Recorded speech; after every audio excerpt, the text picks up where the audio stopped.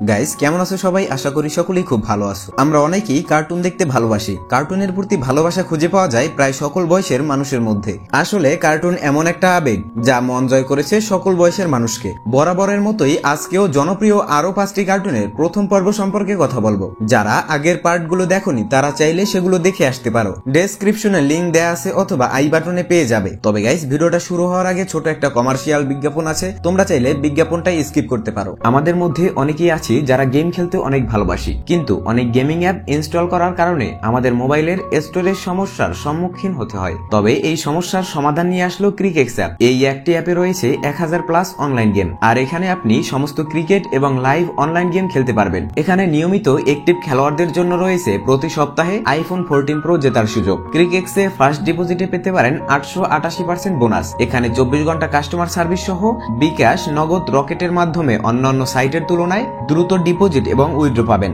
আমার পিন করা comment link থেকে এখনই সাইন আপ করুন এবং খেলা শুরু করুন। তবে এখানে কাজ করলে অবশ্যই জেনে বুঝে নিজ দায়িত্বে কাজ করবেন। তো চলো এবার মেইন ভিডিওতে ফিরে যাই। নাম্বার 5, চাচা ভাতিজা। চাচা ভাতিজা হলো একটি ভারতীয় অ্যানিমেটেড টেলিভিশন সিরিজ। চাচা ভাতিজা কার্টুনটি আজ থেকে প্রায় 3 বছর আগে বের হয়েছে। চাচা ভাতিজা কার্টুনটির 3 বছরে প্রায় 200টির মতো এপিসোড বের হয়েছে। চাচা ভাতিজা কার্টুনের প্রথম পর্বটির অ্যাকচুয়ালি কোনো নাম নেই, তবে চাচা ভাতিজা কার্টুনের প্রথম পর্বে আমরা দেখতে পাই একটা জায়গায় 3 জন জোকার শো করতেছিল এবং চাচা ভাতিজা, বন্দুকনি ম্যাডাম সহ শহরের অনেকেই শো দেখতেছিল। তো এই পর্যন্ত তো সবকিছুই ঠিকঠাকই ছিল। এরপর যখন রাত হয় তখন এই 3 জন জোকারের আসল পরিচয় পাই আমরা। আসলে তারা 3 জন চোর ছিল এবং রাতের অন্ধকারে তারা খুবই কায়দা করে একটি বাড়িতে চুরি করে, যা সিকিউরিটি গার্ডও টের পায় না। তো যাই হোক, এরপর যখন সকাল হয় তখন চুরির খবর শুনে বন্দুকনি ম্যাডাম ইনভেস্টিগেশন করতে আসে। এখানে ভাতিজা ছোটখাটো একটা ইনভেস্টিগেশন করে বুঝতে পারে যে চোর আসলে ওই 3 জন জোকার। চোররা যখন বুঝতে পারে যে তারা ধরা পড়ে যাবে তখনই তারা পালাতে শুরু করে এবং অনেক চোর পুলিশ খেলার পরে তাদেরকে ধরতে পারে। তাহলে কি কাহিনী এখানেই শেষ? না, কাহিনী আরো বাকি আছে। এরপর চাচা ও ভাতিজা একটা ইভেন্টের জন্য ইনভাইটেশন পায়। এই জন্য চাচা তার স্কুটারের রং করে, কিন্তু এক পর্যায়ে তার স্কুটারটা চুরি হয়ে যায়। চুরি করে চোর তাদের জন্য একটা নোট রেখে যায়। চাচা ও ভাতিজা ইনভেস্টিগেশনে লেগে যায়। স্কুটার খোঁজার সময় তারা বিভিন্ন বিপদের সম্মুখীন হয়, যেমন চাচা গর্তে পড়ে যায়, হাইওয়েতে আটকে যায় ইত্যাদি। এরপর খুঁজতে খুঁজতে তারা স্কুটারটা ওই ইভেন্টের স্থানে পায় যেখানে তাদের যাওয়ার কথা ছিল এবং বুঝতে পারে যে চোরটি আসলে চালাক চোর ছিল। নাম্বার 4, চিকু আর বান্টি। চিকু আর বান্টি কার্টুনটি আজ থেকে প্রায় 2 বছর আগে বের হয়েছে। এর এপিসোড সংখ্যা 100 এর বেশি। তো চিকু আর বান্টি কার্টুনের প্রথম পর্বের নাম হলো ছুটি হো গায়ে। তো এপিসোডের শুরুতে আমরা চিকু আর বান্টিকে দেখতে পাই, যারা টিভির রিমোট নিয়ে কারাকারি করতেছিল, কারণ চিকুর পছন্দ মিউজিক আর বান্টির পছন্দ ক্রিকেট খেলা। কারাকারির এক পর্যায়ে রিমোটটি হাত থেকে পড়ে ভেঙে যায়। ওয়েট, তাদের ঝগড়া এখানেই শেষ নয়। এরপর তাদের পাপা যখন তাদের নিয়ে ঘুরতে যাওয়ার কথা বলে তখন তাদের মধ্যে আবার ঝগড়া শুরু হয়, কেননা বান্টি যেতে চায় গোয়া আর চিকু যেতে চায় অন্য জায়গায়। তার বাবাকে নিজের পছন্দের জায়গায় যাওয়ার জন্য রাজি করানোর চেষ্টা করে। এ কারণে দুজনে ভিন্ন ভিন্ন পদ্ধতি অবলম্বন করতে থাকে।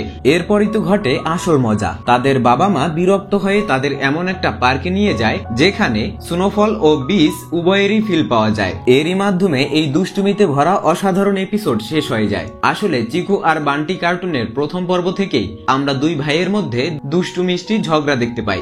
নাম্বার 3, ঠাকুমার ঝুলি। এক সময়ে ছোটদের কাছে একটা আবেগের নাম ছিল ঠাকুমার ঝুলি। আজ ভিডিও বানাতে গিয়ে মনে পড়ে গেল সেই দিনগুলোর কথা, যখন সবাই মিলে ছোট একটা ফোনে খুবই মনোযোগ সহকারে ঠাকুমার ঝুলি কার্টুন দেখতাম। ঠাকুমার গল্প না শুনলে সেই দিন হয়তো ঘুমই হতো না। তো যাই হোক, ঠাকুমার ঝুলি কার্টুনের প্রথম পর্বের নাম হলো ব্রহ্মদৈত্যের গল্প। তো এপিসোডের শুরুতে আমরা কিছু বাচ্চাদের দেখতে পাই, যারা ঠাকুমার গল্প শোনার জন্য অধীর আগ্রহে অপেক্ষায় ছিল।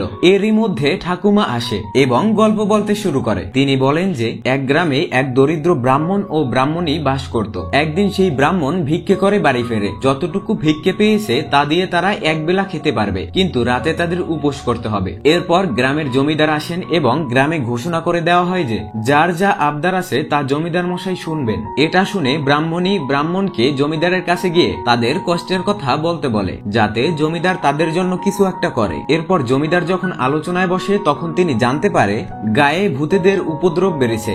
গায়ের উত্তর দিকে একটা অসত্য গাছ আছে, সেখানে ভূতেদের বাসা। এটা শুনে জমিদার ঘোষণা করেন যেই ব্যক্তি আমাবস্যার রাতে একা গিয়ে ওই অসত্য গাছের একটা ডাল ভেঙে আনতে পারবে জমিদার তাকে বিনা খাজনায় 100 বিঘা জমি উপহার দিবেন। কিন্তু ভূতেদের ভয়ে কেউ রাজি হতে চায় না। তবে ব্রাহ্মণ তার কষ্টের কথা ভেবে নিজের জীবনের তোয়াক্কা না করে রাজি হয়ে যায়। এরপর আমাবস্যার রাতে ব্রাহ্মণ অসত্য গাছের কাছে যায় এবং ওই গাছের ভূত ব্রহ্মদৈত্যের সাথে দেখা হয়। ব্রাহ্মণ তার কষ্টের কথা ব্রহ্মদৈত্যকে খুলে বলে এবং ব্রহ্মদৈত্য তার কষ্ট বুঝতে পেরে তাকে একটা ডাল দিয়ে দেয়। ঘোষণা মতে ব্রাহ্মণ 100 বিঘা জমি পেয়ে যায় এবং তার ব্রাহ্মণীকে নিয়ে সুখে শান্তিতে দিন কাটাতে থাকে। নাম্বার 2, গাট্টু বাট্টু। ছোটদের অনেকেরই পছন্দের কার্টুন হলো গাট্টু বাট্টু। গাট্টু বাট্টু কার্টুনটি 2017 সালের 1 মে তারিখে প্রথম প্রকাশিত হয়। গাট্টু বাট্টু কার্টুনের প্রায় 150টির মতো এপিসোড রয়েছে। গাট্টু বাট্টু কার্টুনের প্রথম পর্বের নাম হলো ভুলা কাজ চোর। তো এপিসোডের শুরুতে আমরা টিং টংকে দেখতে পাই। সে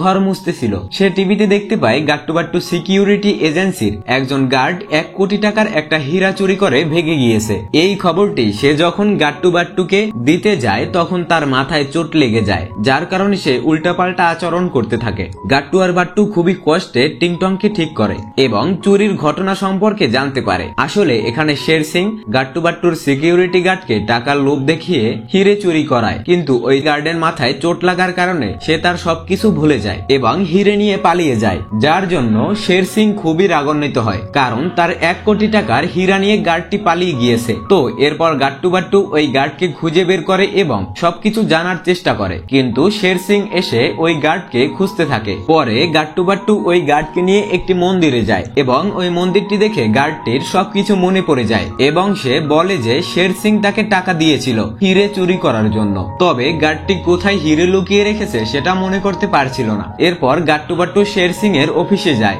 এবং হিরে খুঁজতে থাকে। অবশেষে হিরেটি শের সিং এর পকেটে পাওয়া যায় এবং এটা দেখে শের সিং তো পুরাই একটা ঝ্যাকা খেয়ে যায়, কারণ হিরে তার পকেটেই ছিল, কিন্তু সে কত জায়গায় খুঁজেছে সেটাকে। তো গাইস, শের সিং এর ডায়লগটি কি কমেন্টে জানিয়ে দাও।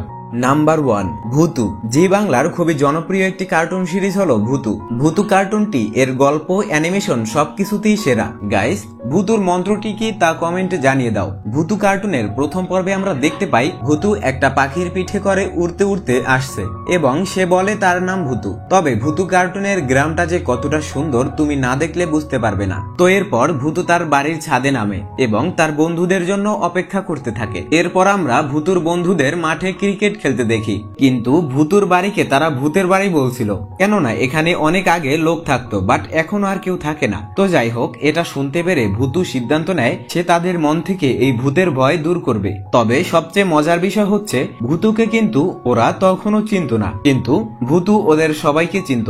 এরপর ভূতু ছাদ থেকে নেমে আসে এবং ওদের সামনে দৃশ্যমান হয়। ভূতুকে দেখে ওরা সবাই ভয় পেয়ে যায়, কিন্তু তাদেরকে বলে যে সে আসলে ভূত নয়, সে ম্যাজিক জানে। এরপর ভূতু তাদেরকে কয়েকটা ম্যাজিকও দেখায়।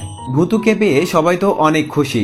ভূতুর সাথে সবার বন্ধুত্বও হয়ে যায়। এরপর ভূতু লজেন্সদার সাথে গ্রাম ঘুরে দেখে। পরে তারা লক্ষ্মী চাচির বাড়ি যায় এবং দেখে লক্ষ্মী চাচির প্রসাদের কলা চুরি হয়ে গেছে, তাই সে কান্না করতেছিল। এটা দেখে ভূতু ম্যাজিক করে কলা ও আরো অনেক প্রসাদ ফিরিয়ে দেয় এবং কলা চোরকে খুঁজতে যায়। পরে দেখে যে গাব্বু আসলে কলা চুরি করেছিল, তাই তাকে শিক্ষা দেওয়ার জন্য গাব্বুর পিছনে একটা লেস লাগিয়ে দেয়। গাব্বু তো কান্না করতে করতে বলতে থাকে আমি আর কলা চুরি করব না, এবং গাব্বু তার ভুল বুঝতে পারে।